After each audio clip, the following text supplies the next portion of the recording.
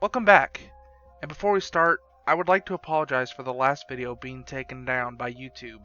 This time, I will be taking steps to make sure this video stays up. Today's topic is a bit more tame, but it's still pretty disturbing. Today we will be talking about something that is considered lost media. I am referring to Saki Sanobashi, also known as Go for a Punch.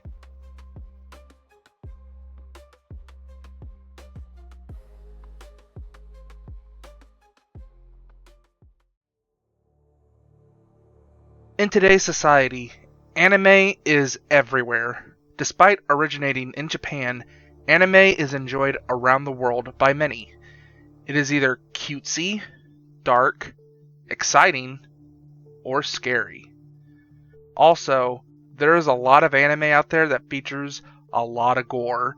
If you are an avid anime enjoyer, you probably already know of some gory animes like Berserk, Ninja Scroll, Corpse Party, and maybe even Genocyber. These are some of the more gory animes today, but apparently there is an anime never released because of how violent and controversial it was. It is known as Saki Sanobashi, or otherwise known as Go for a Punch. In the late 2010s, it stirred up quite the quest to find this anime to see if it was real. First mentions of this anime came from a thread on 4chan's X board. Something not from B for once. For those who don't know what X is 4chan's paranormal board, where the board even explains itself that it is not for the faint of heart.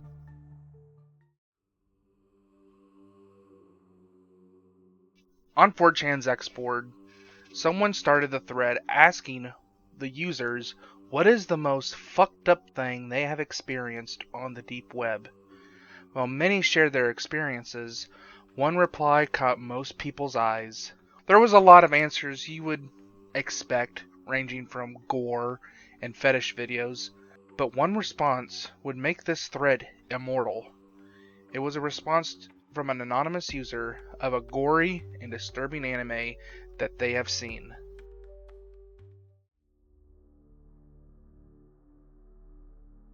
Some weird anime about naked girls stuck in a large bathroom without doors, having a philosophical debate about never getting out of the room.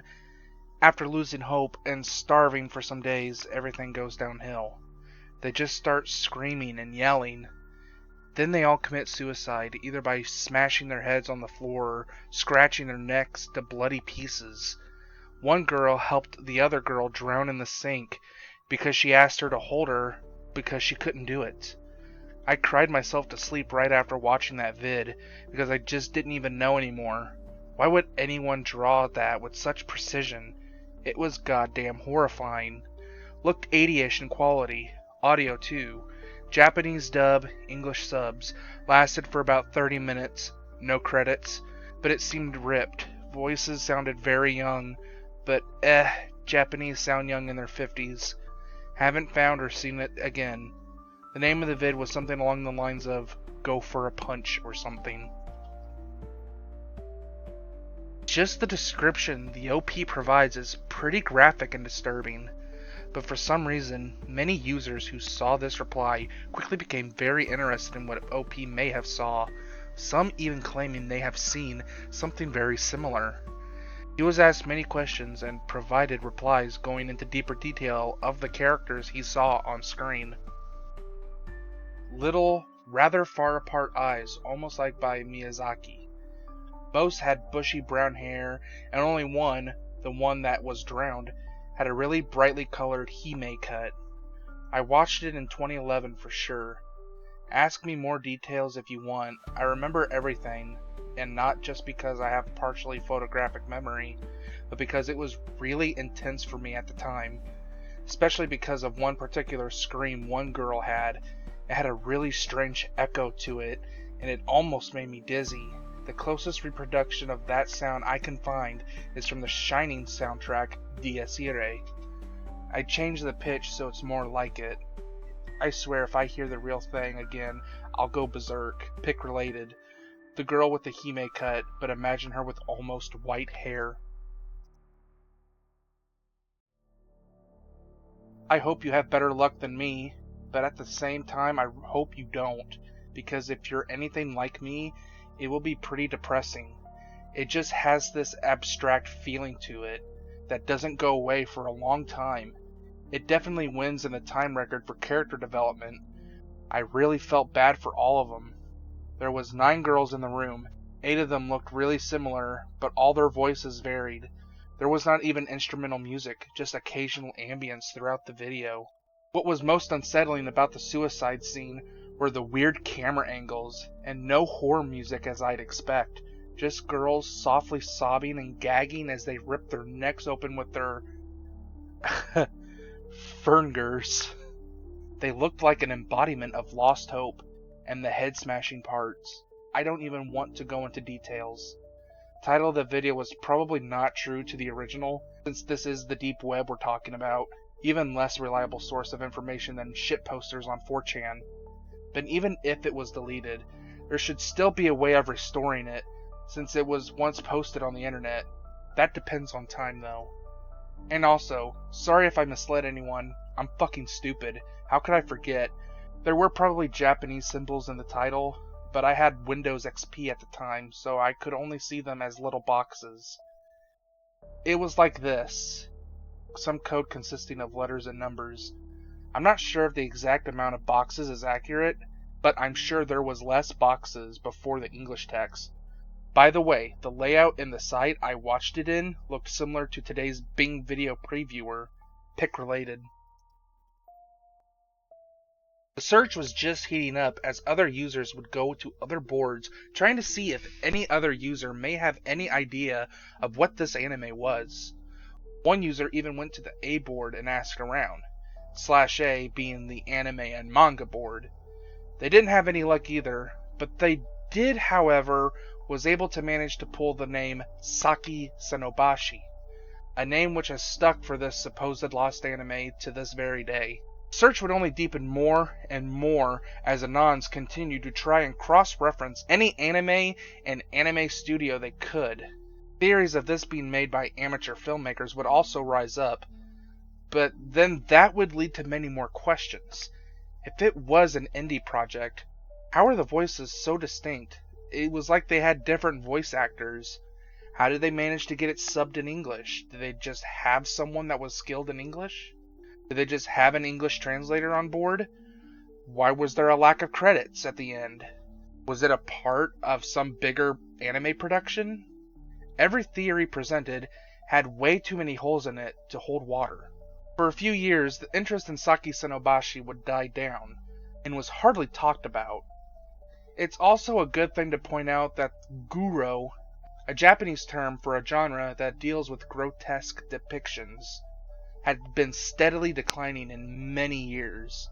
Because of this, it is speculated that some gory animes and manga are simply lost. That didn't mean there was zero interest. A devout following continued to search for this anime. But it would take up until 2018 before Saki Sanobashi gained any significant relevance again, when a Twitter user known as Fabianski would start a Twitter thread asking for help looking for a specific manga he has seen. Can one of you guys help me? I've been looking for a specific manga, but I don't remember the name of it. It was about 3 high school students who get trapped in a room and talk about their lives and stuff. I remember that they all end up eventually killing themselves, with one of them helping one of the girls drown herself, and the others banging their head on the concrete. I can't find any information about this, but I know it's real. Anyone? Okay, so 2 things. It may have another name called Saki Sanobashi, and may be loosely based off another manga called Dragon Head. This was the kindling Saki Sanobashi needed, as this is when the uptick in interest started again. But as an outside looker, I can't help but notice a few differences. First, Fabianski is talking about a manga. It is possible that this Dragon Head manga, which ended up getting its own movie, could have been the basis for Saki Sanobashi. But if we can't find the anime, how do we even know if Saki Sanobashi even has a manga? There are animes not based off of any manga and are completely original. Second, the number of girls is inaccurate. The original OP said there were 8 to 9 girls, but Fabianski says this manga only had 3. Despite my own critiques, these tweets reignited the interest in Saki Sanobashi. There are discords and subreddits dedicated to its search. With it being more mainstream, however, there have been a lot of confirmed fakes, ranging from Reddit posts, 4chan threads, to screenshots. It seems that while there are a few who are genuinely interested in finding this anime, just as many more are interested in trolling. We can't even trust the main photo associated with the topic. This picture, the one with the girl, the one that shows up every time you search Saki Sanobashi, yeah, that's not even from the anime. Don't believe me? Here's the original screenshot. A Reddit user by the name Conquers Good Fur Day on Lost Media subreddit provided a link.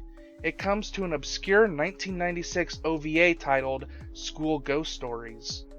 I have more screenshots of this girl, and even recorded this exact same scene from the original screenshot.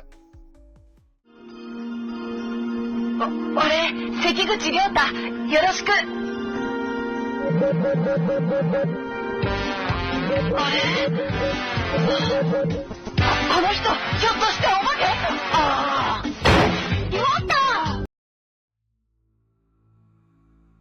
With every turn that seemed to point in the direction that this anime was real, it would soon be revealed that it was fake, and it would set the search back even farther than when it started.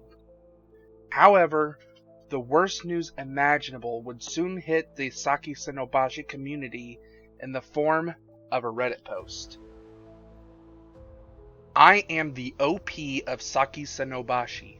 It's fake, and I'm sorry. I made the original post about Go for a Punch, or as it's now called, Saki Sanobashi, as a joke. It all started when I was browsing 4chan and found a thread that was asking about the scariest things you've found on the deep web. And in classic 4chan user fashion, I decided to troll a little, just for fun. I made up some cliche, spoopy Lost episode-esque story in like 5 minutes and gave it an awkward sounding English title. Since a lot of anime, especially low budget and quality ones, have names like that. My only purpose was to troll the OP of the original thread, since he seemed pretty gullible seeing as he was asking people about the scariest things they've seen on the deep web, and expected a serious answer from 4chan. I had completely forgotten about all this until just recently when Wang, who I watch religiously, uploaded a video about it. I was really shocked when I realized that he was talking about me, since I didn't think that anyone would actually believe my obvious BS.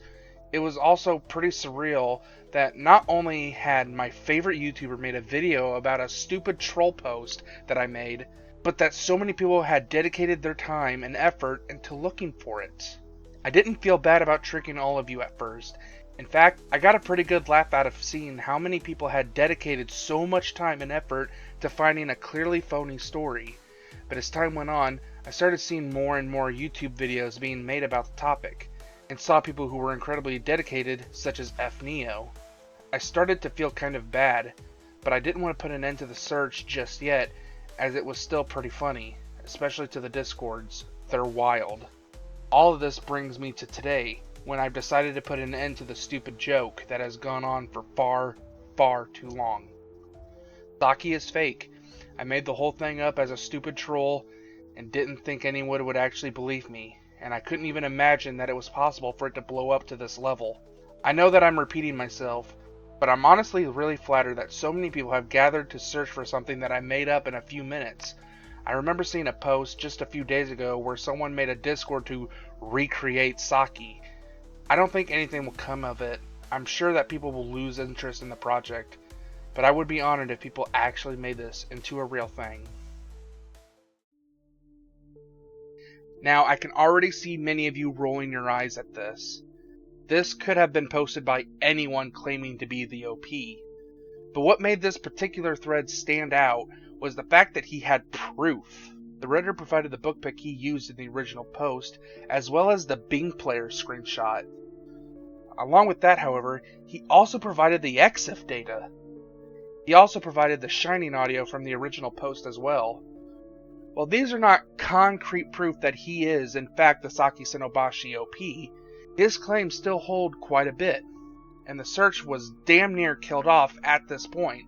For a few months, Saki Sanobashi became a meme. That was until another Redditor by the name of Stelios Rotas made a thread debunking Saki Sanobashi OP.